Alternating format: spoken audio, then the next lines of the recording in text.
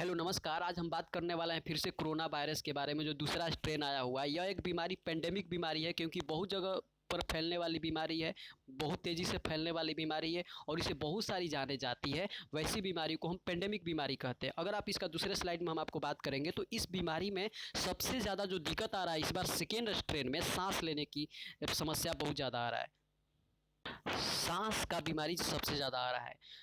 और हमारे यहाँ प्रॉब्लम ये आ रहा है कि जो एक सिलेंडर है, एक सिलेंडर की संख्या जो है, ऑक्सीजन जो सिलेंडर आता है उसकी संख्या 1 है और मरीज जो है 7 है। यानी हमारा जो डिमांड है 7 गुना डिमांड है, लेकिन जबकि हमारे 7 मरीज पर एक ही सिलेंडर है। अब प्रॉब्लम यहाँ से इसलिए क्रिएट हो रही है कि जो ऑक्सीजन बनता है ना, उसका 85% जो है इसका उपयोग जो है कंपनियां यूज कर जाती थी। जहाँ जहाँ फैक्ट्री वगैरह में, इसका इंडस्ट्री वगैरह में 85% उपयोग किया जाता था और हॉस्पिटलों को केवल 10 से 15% ही लगता था। हॉस्पिटलों को इसमें ज़्यादा उपयोग नहीं लगता था, ठीक है। मात्र 85% जो है फैक्ट्रियों को दे दिया जाता था और हॉस्पिटल को देखा जाता था 10 से 15% का उपयोग हॉस्पिटल में होता था, इसलिए ज़्यादा हॉस्पिटल वाले को नहीं दिया जाता था। लेकिन फिलहाल कोरोना वायरस का जो दूसरा स्ट्रेन आया है, इसमें ऑक्सीजन की मात्रा बहुत ज़्यादा फैल गई है। यानी कि आप समझ सकते हैं कि मरीज की संख्या जो है 7 है और 7 मरीज पर एक सिलेंडर है। इससे बहुत सारी जानें भी जा रही है।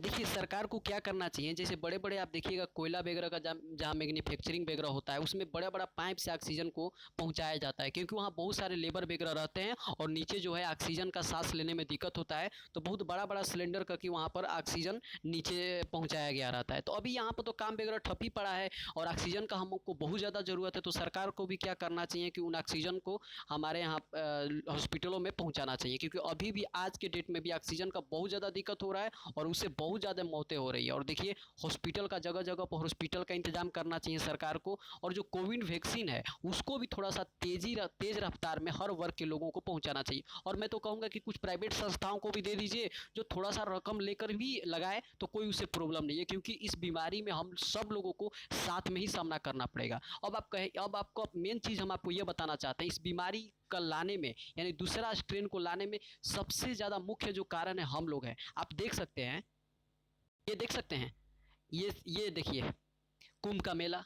ठीक है, हम धार्मिक मामले में नहीं फंसना चाहते हैं, क्योंकि धार्मिक मामले में कुछ अलग ही मुद्दा चला जाता है। हम इसका बात नहीं कर रहे हैं। बताइए, आप कोरोना के लोगों ने इतना मज़ा में ले लिया, इतना रंगे हाथ ले लिया। मैं एक दुकान पर गया था, एक भाई साहब से बोला तकरीबन 15-20 दिन का पहले, जब ये दूसरा स्ट्रेन उतना बड़ा पीक पर नहीं था, तो मैंने उस भाई साहब से पूछा कि आपका मास्क कहाँ है। तो उस भाई साहब ने एक शब्द बोला कि मैं वैक्सीन लेकर आया हूँ। देखिए, वैक्सीन कोई रामबाण नहीं है कि आपको कोरोना हुई भी नहीं करेगा। वैक्सीन आपको एक इम्यूनिटी पावर दिया जाता है कि आपको रोग से लड़ने का एक क्षमता दिया जाता है, आपके अंदर एक जनरेट किया जाता है, ठीक है, एंटी जनरेट किया जाता है। लेकिन उसको आप मजाक में नहीं लेंगे। जो व्यक्ति कोरोना का टीका ले चुके हैं वह भी सतर्क रहेंगे और जो कोरोना का टीका नहीं लिए हुए वह भी सतर्क रहेंगे, और कोशिश करेंगे सभी लोगों कोरोना का टीका वगैरह वगैरह जहाँ से भी हो लें। और सुरक्षित रहिए, घर में रहिए, बिना ज़्यादा ज़रूरत को घर से बाहर मत निकलिए। आप देख सकते हैं ये कारण था कोरोना फैलने का। ये देखिए, यहाँ पर देखिए, भीड़ लगी हुई है, किसी के पास मास्क नहीं है, किसी के पास मास्क नहीं है। सब आपस में लड़ रहे हैं कि तुम्हारा मास्क कहाँ है, तुम्हारा मास्क कहाँ है। पुलिस वालों को भी बोल रहे हैं कि आपका मास्क कहाँ है।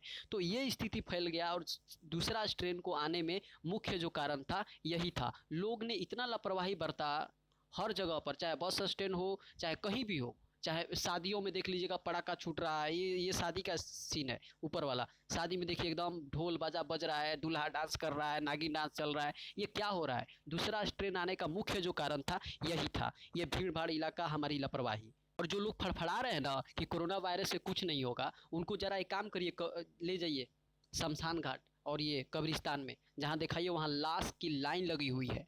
लोग इंतज़ार कर रहे हैं अपना लाश को जलाने के लिए। मैंने आज एक जिंदा घटना देखा, सड़कों पर एक ठेला वाला लाश ले जा रहा था और उसके साथ कोई नहीं था। अमूमन क्या होता है कि लाश के साथ रहता है आदमी, जो भी है, हिंदू परंपरा हो चाहे मुस्लिम परंपरा हो, उसको एक विधि से किया जाता है। लोग उठाने तक नहीं जा रहे हैं लाश को।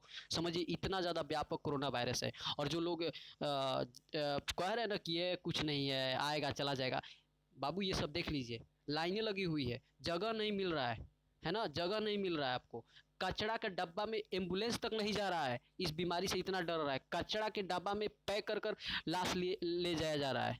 तो थोड़ा सा आप लोग को इस सब चीज़ों पर ध्यान देना होगा, इस सब से बचना होगा। देखिए, मुश्किलें जब आती है ना, आदमी आने के बाद रोता है, लेकिन उससे पहले ही आपको सतर्क रहिए ना, मुश्किल ही नहीं आएगी। मुश्किल से लड़ने का आप उपाय बनाते हैं, आप उपाय यह बनाइए कि मुश्किल ही ना आए, ठीक है, क्योंकि आप देख चुके हैं कि ये स्थिति हमारे देश में। रैलियों को तो बातें छोड़ दीजिए, जो रैलियां हुई ना अभी पश्चिमी बंगाल में, आपको विश्वास के साथ कहते हैं कि जैसे ही चुनाव खत्म होने दीजिए, उसके बाद पश्चिमी बंगाल में एक वैसा दौर आएगा ना, भयंकर लॉकडाउन करना पड़ेगा, लोगों को पैक करना पड़ेगा एक अंदर के अंदर रहिए भयंकर। बताइए, इनके चेहरा पर, किसी के चेहरा पर देख लीजिए, हम आपको बहुत सारा फोटो दिखा रहा है, इनके चेहरे पर मास्क देखिए है? बिल्कुल नहीं है। ये भाई साहब का देखिए नहीं मास्क है, इनका देखिए कोई मास्क नहीं है। ये ममता दीदी हैं, देखिए कितना क्राउड के साथ चल रही है, किसी के पास मास्क नहीं है। और एक नेता का मैंने कल बयान सुना, उन्होंने कहा कि जो कोरोना वायरस है ना, वह खुला में नहीं पकड़ता। अरे बकलोल कहीं का, जब खुला में नहीं पकड़ेगा तो सड़क वगैरह पर गाड़ी बस को क्यों बंद किया जा रहा है? सड़क को क्यों लॉकडाउन वगैरह सब जगह लगाया जा रहा है? मैंने क्या है बताइए, कुंभ का मेला हो रहा है, ये सब भीड़े लग रहा है। बाबू मेरे ये देखिए, मैं आपसे यही कहेंगे कि आप घर में रहिए, सुरक्षित रहिए, सेफ रहिए, लापरवाही बिल्कुल मत बरतिए। आप देख सकते हैं शमशान घाट वगैरह, अगर आप ज़्यादा फौक रहे हैं ना, ज़्यादा आप एकदम दिखा रहे हैं कि हम शेरे बहादुर हैं, तो शमशान घाट चले जाइए। वहाँ देखिए लाइन लगी हुई है, लाश को जलाने के लिए जगह तक नहीं मिल रहा है। ठीक है, तो घर में रहिए, सुरक्षित रहिए। जय हिंद।